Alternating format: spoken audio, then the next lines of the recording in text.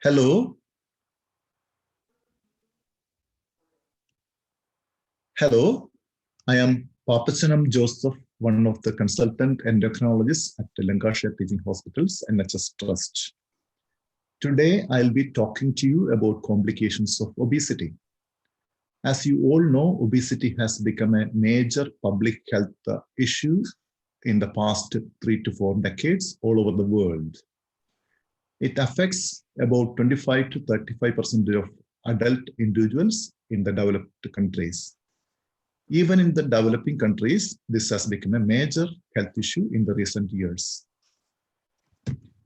The complications of obesity can be divided into metabolic complications and non-metabolic complications, as you can see from the list.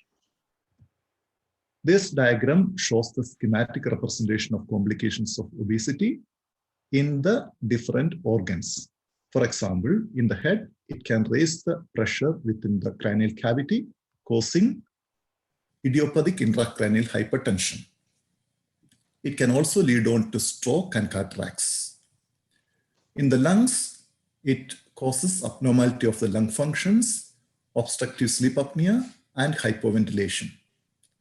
In the liver, obesity may be associated with fatty liver disease, steatosis, and cirrhosis or hardening of the liver.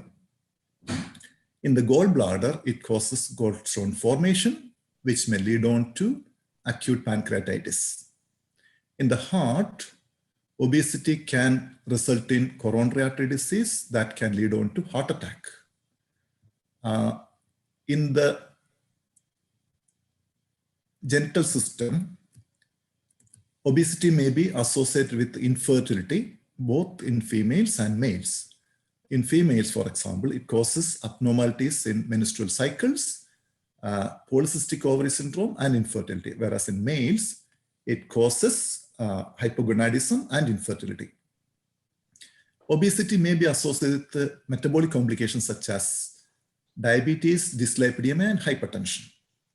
Obesity is also associated with a lot of cancers, such as cancer of the breast, uterus, cervix, colon, esophagus, pancreas, kidney, and prostate. This diagram shows the representation of type 2 diabetes in obese individuals. Obesity is associated with increased nutrient flow, a state of chronic systemic inflammation, and adverse lifestyles also contribute to a low-grade inflammatory state of the fat tissues, along with ethnicity-related modulating factors such as genetic environment, abnormal lifestyles, metabolic factors, socio-cultural factors.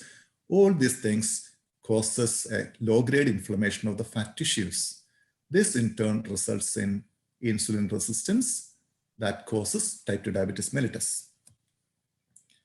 Obesity is also associated with dyslipidemia, as you can see from the picture, abnormal fat metabolism in the body.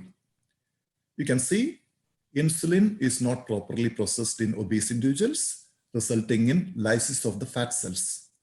This causes increased output of free fatty acids to the liver, which is taken up by the liver, that produces various abnormal lipids such as very low density lipoprotein, low density lipoprotein, and small dense LDL particles.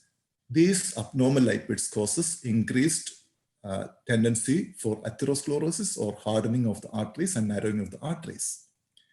Obesity is also associated with low level of high density lipoprotein, the protective fat in the body, and that also adds on to adverse lipid profile in obese individuals.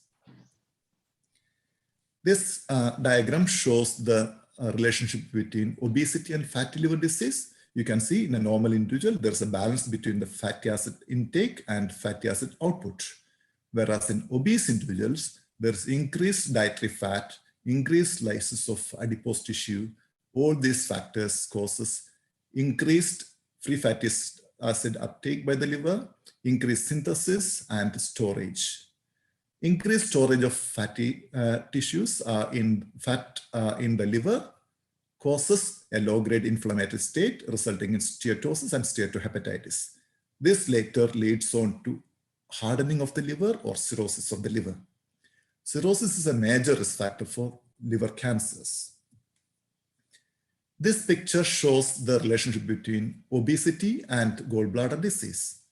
You can see gallstone formation within the gallbladder, which may slip into the duct of the liver, causing acute cholecystitis or inflammation of the gallbladder.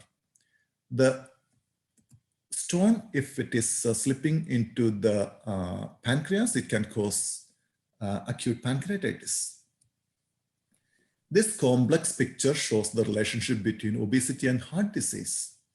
The bottom panel of the image shows the protective factors and the top panel the risk factors. This is the picture of a normal artery in a healthy heart, whereas this is the picture of an abnormal artery from atherosclerosis in a diseased heart. Obesity and overweight is associated with high blood pressure and dyslipidemia, as you can see in the panel, which increases the risk of atherosclerosis and heart disease.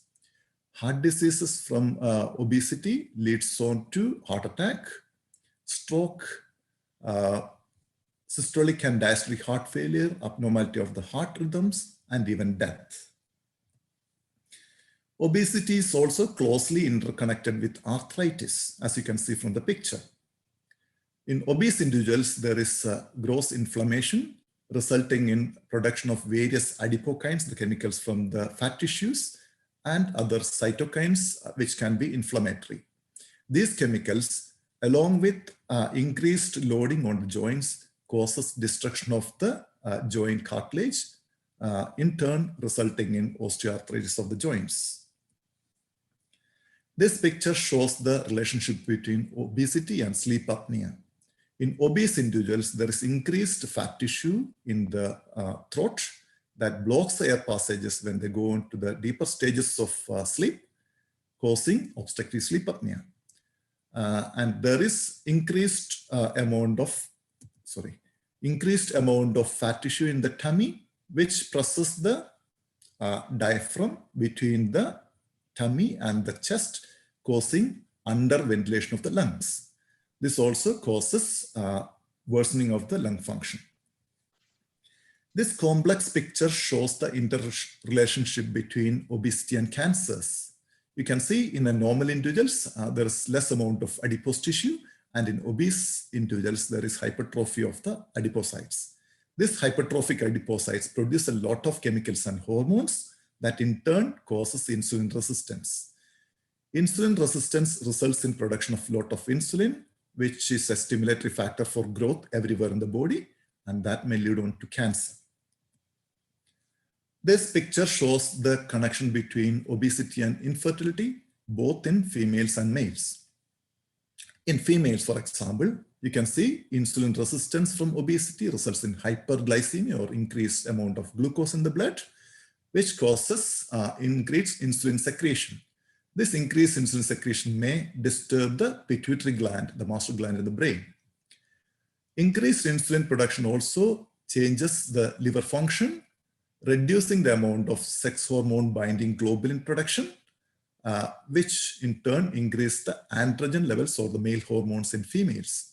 These androgens are converted to estrogens later, which causes abnormality of the pituitary, resulting in reduced amount of follicle stimulating hormone and increased amount of luteinizing hormone, which in turn produces the state of polycystic ovary syndrome, resulting in reduced amount of egg production and infertility in females. This complex picture shows the interrelationship between obesity and male infertility. You can see the normal fat tissue in a healthy individual, which produces a hormone called leptin that stimulates the hypothalamus to produce another chemical called kisspeptin. This kisspeptin controls the hypothalamic gonadotropin releasing hormone output, which controls the pituitary gland to produce normal stimulating factors called luteinizing hormone and follicle stimulating hormone. These hormones control the regulation of testosterone production in the male gonads. Whereas in obese individuals, you can see the hypertrophic adipose tissue produces a lot of chemicals and hormones that disturbs the hypothalamic function, reducing the kisspeptin levels. This in turn reduces the gonadotropin release hormone output from the hypothalamus, disturbing the pituitary function and reducing the sperm production as well as testosterone, causing male infertility. Overall, as described in the previous slides, obesity results in a lot of systemic complications and even death. Therefore, we have to take every step to prevent obesity and lead a healthy lifestyle. Thank you.